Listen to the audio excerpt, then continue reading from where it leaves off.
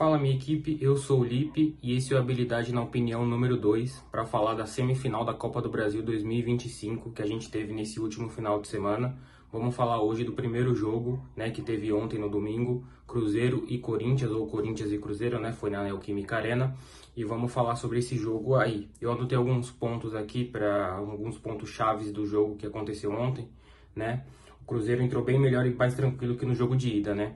Desde que foi sorteado, né, que o Corinthians ia pegar o Cruzeiro, pelo que fez no Campeonato Brasileiro, ele veio como favorito contra o Corinthians, né? Eu não sei o que aconteceu no primeiro jogo, né? O Mineirão estava lotado, a torcida fez a parte dela, mas o Cruzeiro não conseguiu desempenhar tudo que sabia naquele primeiro jogo, né? E nesse jogo de ontem, né, no jogo de volta, o Cruzeiro entrou bem mais tranquilo e bem melhor, né? Dominando o primeiro tempo quase todo contra o Corinthians, né?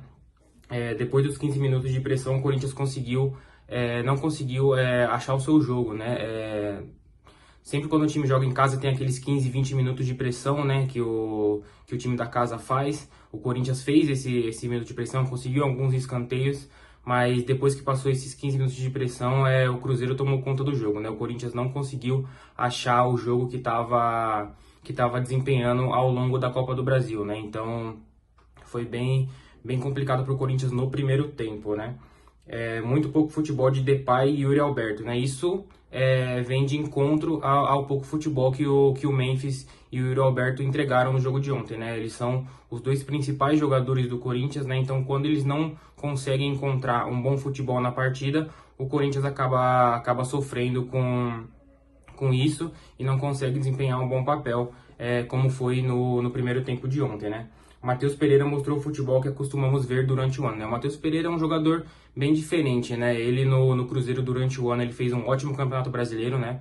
Tá na seleção do Campeonato Brasileiro. E ontem ele mostrou novamente o futebol que a gente se acostumou a ver durante o ano, né?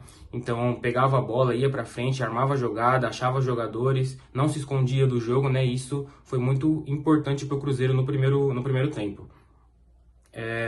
O Hugo Souza trabalhou mais que o Cássio, então esse bom futebol do Matheus Pereira fez com que o Cruzeiro arriscasse mais, fosse mais para cima e desse mais chutes no gol, né? Então o Hugo Souza trabalhou muito mais que o Cássio no primeiro tempo, fazendo uma defesa espetacular na bicicleta que o Matheus Pereira deu. Então o Hugo ontem trabalhou e mostrou mais uma vez que é um grande goleiro, né? O Corinthians levou o primeiro gol na Copa do Brasil, né? Então ontem a defesa do Corinthians foi posta à prova mais uma vez e não conseguiu segurar dessa vez, né? O Cruzeiro foi muito para cima e no finalzinho do primeiro tempo o Arroio, que tinha entrado recentemente no jogo, conseguiu furar a defesa do Corinthians e o Corinthians tomou o primeiro gol na Copa do Brasil.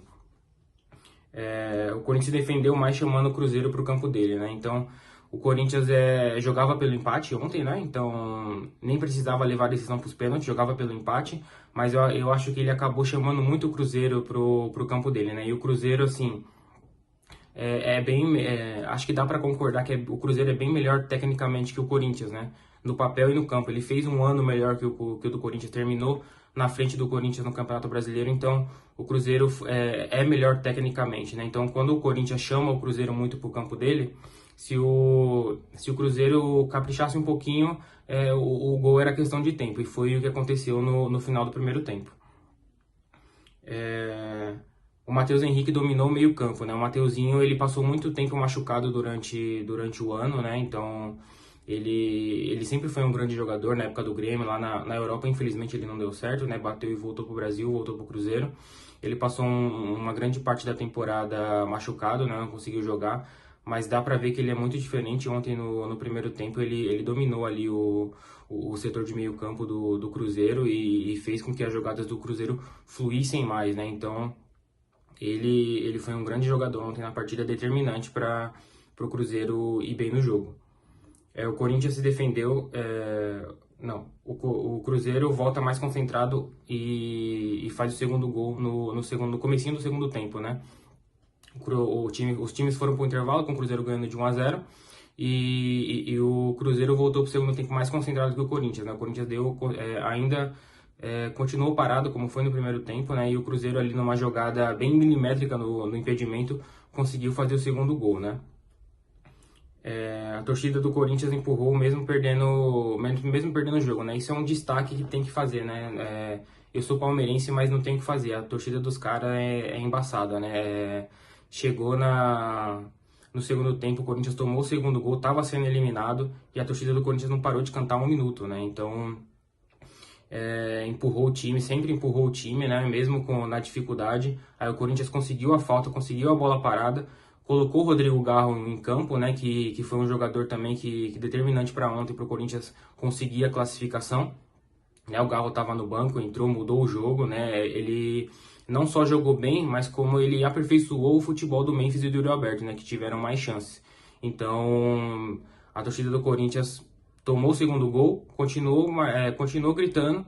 4 minutos depois, o Corinthians consegue uma falta, uma bola parada, joga a bola para a área. O Cássio tem uma falha do Cássio, mas eu acho que é mais mérito do trabalho do Dorival da bola parada, né? Aí o Corinthians consegue o gol com o Matheus Bidu, que, querendo ou não, faz valer mais uma vez a lei do ex, né? Que é a única lei que funciona no Brasil hoje. O Corinthians pressiona demais depois que faz o primeiro gol. Ele pressiona demais tentando empatar o jogo para conseguir a classificação direta, né? O Matheus Bidu fez um grande jogo ontem, né? Parece que ele estava com uma gana, uma vontade de ganhar do Cruzeiro, né? E o Corinthians pressionou, fez o Cássio trabalhar mais do que o Hugo no segundo tempo, né? Mas não conseguiu empatar o jogo, né? E aí no final do jogo acontece aquilo que o juiz medroso faz em várias partidas, né? Tá indo para os pênaltis, ele não quer se complicar, deu pouco minuto de acréscimo, deu 4 minutos de acréscimo, né? 4 minutos foi só de um atendimento do jogador do Cruzeiro, ficou deitado no chão lá, né? Então, para o juiz não se complicar, não complicar a vida dele, ele deu só 4 minutos, né? Torceu, rezou para acabar logo o jogo, para ir para os pênaltis, né? Para os jogadores resolverem e tirar o dele da reta, né? E aí nos pênaltis, Cássio versus Hugo, né? Uma disputa que acho que se o Deus do futebol tá assistindo, ele é fã e queria essa disputa, né? Dois dos melhores pegadores de pênalti do Brasil se enfrentando, né? Numa decisão valendo vaga para a final, né? E aí a gente teve o Cássio contra o Hugo. E aí uma disputa que começou com o Cássio defendendo o pênalti, né? Todo mundo já esperava que o Cássio defendesse pelo menos um, e foi o que ele fez. Só que aí os jogadores do Cruzeiro e o técnico do Cruzeiro cometeram um erro muito grande, né? Que foi colocar 2 jogadores para bater pênalti frios, né? Entraram no jogo só para bater o pênalti. Isso, eu acho que o técnico do Cruzeiro começou a assistir futebol ontem, né? Porque às vezes acontece de um jogador que é especialista em entrar só para fazer o gol de pênalti, né? Mas a maioria das vezes o jogador perde, né? Porque ele tá com a perna fria, ele tá sem ritmo do jogo, né? Então, o mais fácil de acontecer é ele perder o pênalti, né? E foi o que aconteceu. O Wallace bateu o pênalti do Cruzeiro, tinha entrado no finalzinho do jogo para bater o pênalti. Perdeu, né? O Hugo defendeu. E aí o último pênalti, que era da classificação do Cruzeiro, caiu no pé do Gabigol. E aí o Gabigol já jogou com o Hugo no Flamengo, né? Então o Hugo conhecia o estilo de batida do Gabigol. Só que o Gabigol, sei lá, eu não posso falar que o jogador fez de sacanagem, mas é muito complicado. Um jogador um dos melhores batedores de pênalti do Brasil bater um pênalti daquele jeito, né? Eu lembro me fez lembrar o Alexandre Pato em 2013 contra o Grêmio, né? Que já contra o Dida, já conhecia o Dida da época de Milan e bate um pênalti daquele jeito, mano. Se você sabe que o goleiro te conhece, se você sabe que o goleiro é um grande defensor de pênalti, bate forte, bate no meio, sei lá. Aí o Gabigol dá um tapinha no canto e o Hugo foi uma das defesas mais fáceis que o Hugo fez na carreira dele, sem dúvida, de pênalti, né? E aí o Hugo sai como herói, o Gabigol sai como vilão, né? Já tava um clima meio chato com o Cruzeiro. Acho que o Gabigol não fica pro ano que vem, né? Vai buscar um outro time, sei lá, vai jogar com o Neymar no Santos, ou até se o Yuri Alberto for vendido do Corinthians, ele pode pintar no Corinthians aí pra jogar no clube, mas não sei. Aí o Hugo saiu como herói, o Gabigol como vilão. E essa foi a primeira semifinal de Copa do Brasil que a gente teve ontem, né? O Corinthians muito merecidamente chega na final e vai enfrentar o Vasco. Daqui a pouco eu faço um vídeo sobre a outra semifinal entre Vasco e Fluminense, né? E vamos ver o que vai dar nessa final de Copa do Brasil, né? Se você gostou desse vídeo, curta, se inscreva, compartilhe com os amigos e vamos por mais.